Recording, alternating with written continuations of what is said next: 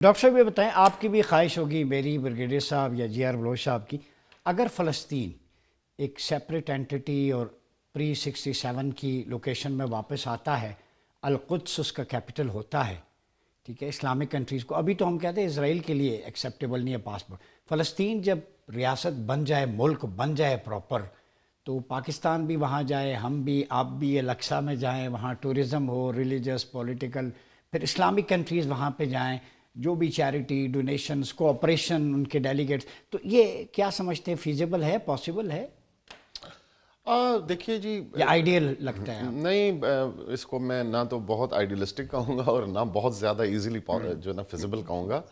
لیکن یہ بات تو صحیح ہے کہ فلسطین آزاد ہو تو پھر مسلمان دنیا کا وہ حصہ بنے گا. ابھی تو وہ بیچارے اپنی سروائیول کی جنگ لڑ رہے ہیں، اور جس پوزیشن میں وہ ہیں، جس طرح سے ان کو مارا گیا.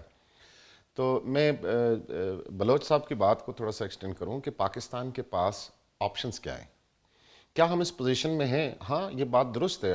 ہمارے دونوں پینلسٹ نے بڑا اچھا تجزیہ کیا ہے کہ پاکستان نے جو ریسنٹلی ملیٹریلی جو اچیومنٹس کی ہیں، انڈیا اپنے سے 10 گنا بڑے جو دشمن ہے، اس نے جب پاکستان کے اندر پاکستان کی ساورنٹی کو بریچ کرنے کی کوشش کی، تو ہم نے اس کا جو رسپانس دیا وہ پوری دنیا میں رجسٹرڈ ہوا. اور ہم نے جو اسٹیٹ آف دی آرٹ ہماری ملیٹریلی اور جو ہے وہ ڈیفنس کے پوائنٹ آف ویو سے ہماری جو کیپیبلٹیز تھیں، اس کو ہم نے استعمال کیا، اور بڑا بریولی جو ہے بنیان المرصوص میں، اور جسے ہم مارکت الحق کہتے ہیں، اس میں ہم نے انڈیا کو شکست دی. تو دنیا بھر میں ہم کنسیڈر ہوئے.